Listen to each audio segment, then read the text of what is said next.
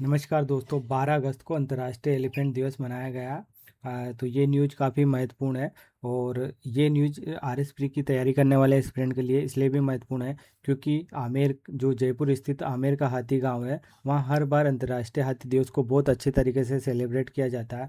12 अगस्त 2026 को यहाँ पर हाथियों का पेशन शो 2026 को यहाँ हाथियों का पेशन शो रखा गया और हाथियों को सजा धजा कर रेड कॉर्पेट पर चला गया। तो ये न्यूज़ थी राजस्थान के संदर्भ में, इसलिए आने वाला आरएस प्री एग्जाम में हाथी को लेकर एक अच्छा प्रश्न बन सकता है। यूपीएससी ने अच्छे प्रश्न पूछे और हाथी के बारे में और क्या क्या आपको जानकारी रखनी चाहिए ये सब इस वीडियो में देखेंगे। इंडिया जो कंजर्वेशन रिपोर्ट है, क्या चीज़ें, क्या इश्यूज इंडिया फेस कर रहा है, वो सब देखेंगे। और हाथियों का जो इकोलॉजिकल और कल्चरल इंपॉर्टेंस है वो इस वीडियो में जानेंगे। और यूपीएससी ने किस तरह से प्रश्न पूछे हैं और आरएस प्री में यहाँ से किस तरह का प्रश्न बन सकता है, ये सब इस वीडियो में जानेंगे। तो आइए वीडियो को शुरू करते हैं। देखिए, ये पीआईबी की न्यूज़ है। 12 अगस्त को अंतर्राष्ट्रीय हाथी दिवस मनाया जाता है, ये आपको ध्यान रखना है। और दुनिया के जो जंगली हाथी हैं, एशियाई जंगली हाथी हैं, उनकी 60% से ज़्यादा आबादी भारत में रहती है। तो ये भारत के लिए बहुत बड़ी उपलब्धि है। उनके उसके कंजर्वेशन रणनीति को बताता है। और जो synchronous all India population estimation of elephant का जो रिपोर्ट है, उसके अनुसार जो 2021-25 के बीच ये एस्टिमेशन किया गया, पॉपुलेशन एस्टिमेशन किया गया हाथियों को लेकर, उसका अनुसार भारत में 22,446 वाइल्ड जंगली एशियाई हाथी हैं, जिनको 33 एलिफेंट रिजर्व और 150 लगभग 150 एलिफेंट कॉरिडोर के माध्यम से संरक्षण किया जा रहा है। तो ये बात भी आपको ध्यान रखनी है। ये सारी चीज़ें हाथियों को लेकर काफ़ी महत्वपूर्ण है। और देखिए, synchronous all India population estimation of elephant जो 2021 से 25 के बीच में किया गया, वहाँ जो हाथियों की संख्या निकल के आई वो है 22,446। आपको बताना है कि सबसे ज़्यादा हाथी हमारे देश में कौन से राज्य में है। यूपीएससी ने यह प्रश्न पूछा है, तो इसको आगे देखेंगे हम किस तरह से आरपीएससी भी यहाँ से प्रश्न पूछ सकती है।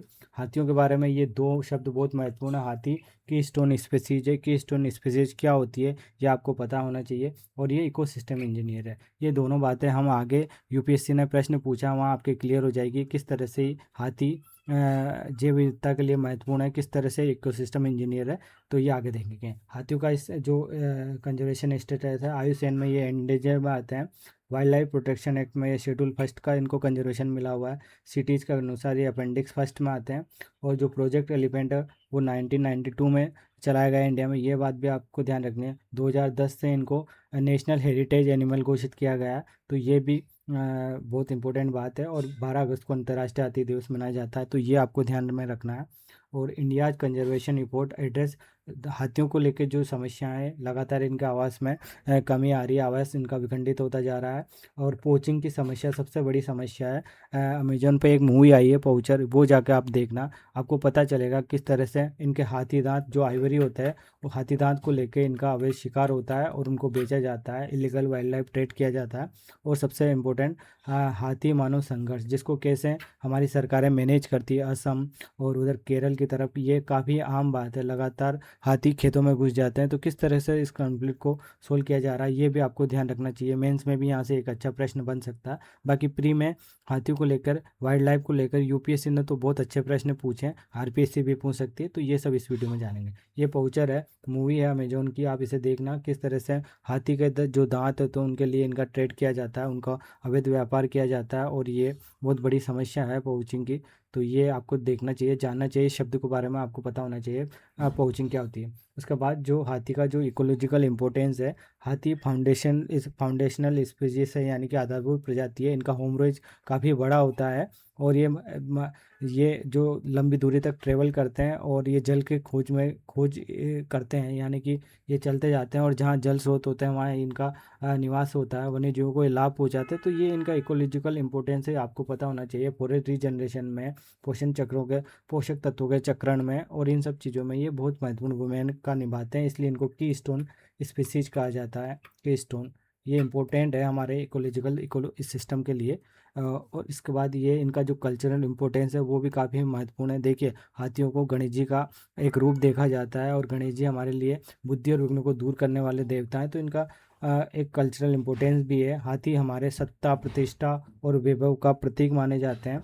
दक्षिण भारत में मंदिरों में इनको अच्छे तरीके से सजा के धार्मिक अनुष्ठानों में इनका उत्सवों में इनका भागीदारी की जाती है। तो ये इनका कल्चर इम्पोर्टेंस आपको ध्यान में रखना है। और जो प्रोजेक्ट एलिफेंट है वो जो भारत का प्रोजेक्ट एलिफेंट है उसके बारे में आपको देखना चाहिए। ये किस तरह से हाथी को लेकर भारत सरकार का व्यापक कंजर्वेशन फ्रेमवर्क है और किस तरह से ये सारी चीज़ें देखता है। तो ये 1992 से इसकी शुरुआत हुई थी। तो ये भी आपको ध्यान रखना। और पहली बार डीएनए आधारित जो सैम्पलिंग की है, गोबर के नमूने उठाकर किस तरह से इनकी सैम्पलिंग की गई, तो ये भी पहली बार की गई। इस सैंपल का जो नाम है आपको ध्यान रखना है। और ये इस तरह से एलिफेंट कॉरिडोर है हमारे देश में। सबसे ज़्यादा कहाँ पर है, देखिए इस सेंट्रल में सबसे ज़्यादा एलिफेंट कॉरिडोर है। तो ये भी आपको ध्यान में रखना है। और इनके जो पालतू हाथी हैं उनको लेकर किस तरह से हमारे यहाँ पर प्रावधान है। अगर आपको इनकी बिक्री, परिवहन और खरीद करना है तो उसको लेकर जो वाइल्ड लाइफ प्रोटेक्शन एक्ट है उसके अंतर्गत जो चीफ वाइल्ड लाइफ वार्डन है उसकी अनुमति आपको लेनी होती है इनकी खरीद, परिवहन और खरीद बिक्री से संबंधित है। और जो पालतू जानवर है उनको लेकर एक दिशा निर्देश आए हैं, कैप्टिव एलिफेंट ट्रांसफ़र रूल 2026। ये आपको ध्यान रखना है। 3 मार्च को सुप्रीम कोर्ट का आदेश के बाद एक हाई पावर्ड कमेटी बनाई गई। तो इस तरह से। और एक और ऐप है गज सूचना ऐप, जिस पर पालतू हाथियों का पंजीकरण और उससे संबंधित सारी जानकारी रखी जाती है। तो ये चीज़ें आपको ध्यान में होनी चाहिए। उसके बाद देखिए हाथी को लेकर एक पैसेज आया था 2022-23 में, शायद 2021 में ये प्रश्न पूछा गया था। ये सी सेट का है, किस तरह से हाथी के बारे में इंपॉर्टेंट जितनी भी चीज़ें हैं ये यहाँ पर दी हुई है। हाथी 10 भूमि के वास्तुकार है। ये वन में वृक्षविहीन स्थल निर्मित करते हैं, कतिपय पादप प्रजातियों के अतिवर्धन की रोकथाम करते हैं और अन्य पादप को पुनर्जनन के लिए स्थान प्रदान करते हैं। तो ये की स्टोन स्पीशीज है हाथी, जिससे कि वह आगे अन्य शाकाहारी पशु का निर्वाह उपलब्ध कराते हैं। हाथी पादप, फल और बीज खाते हैं। आने जाने रास्ते में ये मलत्याग करते हैं और बीजों का प्रसार करते हैं। हाथी गोबर पादपों और पशुओं के लिए पोषण प्रदान करता है। कीटों के लिए प्रजनन स्थल की तरह काम करता है। सूखा पड़ने पर ये धरती में गड्ढे खोद कर जल तक पहुंच बनाते हैं और दूसरे वन्य जीवों को लाभ पहुंचाते हैं। तो काफ़ी महत्वपूर्ण है, इसलिए ये की स्टोन स्पीसीज है। और की स्टोन स्पीसीज वो स्पीसीज होती है जो इकोलॉजिकल इम्पोर्टेंस छोड़ती है। उनके बिना जैव विविधता की जैव विविधता की आप एक्सपेक्ट नहीं कर सकते हो, इनका होना ज़रूरी है। तो ये सारी चीज़ें हैं। देखिए पैसेज में भी यही बताया गया था। इसमें सबसे ज़्यादा तर्क संगत सर्वोत्तम रूप से प्रतिबिंब होने वाला क्या है। तो देखिए ये आवश्यक है कि हाथियों का निवास क्षेत्र समृद्ध जैव विविधता वाला विस्तृत क्षेत्र हो। हाथी कुंजशील प्रजाति है और वह जैव विविधता को लाभ पहुंचाता है। तो ये हिसाब से इम्पोर्टेंट आंसर था इसका। और हाथियों के बारे में ये नॉर्मल वाइल्ड लाइफ के बारे में यूपीएससी ने प्रश्न पूछा है। इस तरह के प्रश्न यूपीएससी पूछती है। हाथियों के बारे में ये प्रश्न पूछा, हाथी का समूह का नेतृत्व मादा करती है। ये बात बिल्कुल सही है, हाथियों के समूह का नेतृत्व मादा करती है। हाथी की जो अधिकतम गर्भावधि होती है वो 22 माह होती है। 22 माह या लगभग 680 दिन होती है। यह आपको ध्यान में रखनी है। और हाथी सामान्यतः 40 वर्ष की आयु तक नहीं, लगभग 50 से 60 वर्ष की आयु तक ये बच्चे पैदा करते हैं। हर 4 वर्ष में ये बच्चे पैदा करते हैं और ये लगभग 70 से 80 साल जीते हैं। भारत के राज्यों में हाथियों की सर्वाधिक जनसंख्या केरल में है, तो नहीं, सर्वाधिक जनसंख्या कर्नाटक में है। उसके बाद असम और फिर केरल में आता है। तो आपको ध्यान रखना है जो 33 एलिफेंट रिजर्व है वो 14 राज्यों में फैले हुए हैं। और सर्वाधिक एलिफेंट रिजर्व असम और तमिलनाडु में है, ये भी आपको ध्यान रखना है।